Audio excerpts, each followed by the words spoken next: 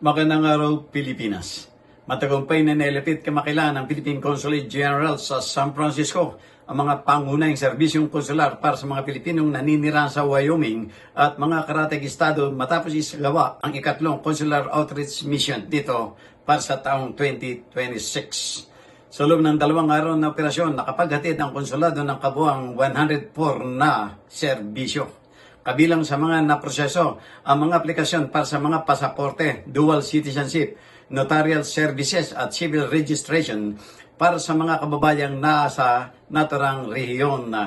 Dahil sa estrategikong lokasyon ng misyon, dinaluhan din ito ng mga Pilipino naglakbay pa mula sa mga estado ng Colorado, Montana at Nebraska upang samantalahin ang pagkakataon.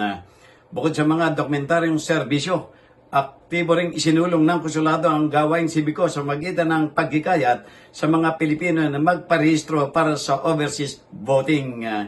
Humigit kumulang sa 50 kababayan ang matagumpay na kapagtala o nag-update ng kanilang mga records sa pagboto bilang paghahanda sa mga susunod na halalan.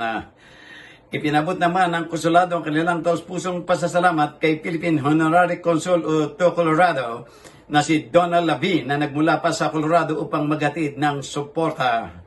Kasama rin ang Cheyenne Filipino-American Club at ilang Pilipinong voluntaryo mula sa Colorado na nag-alay ng kanilang oras upang masiguradong mabilis at maayos ang paglilingkod sa komunidad.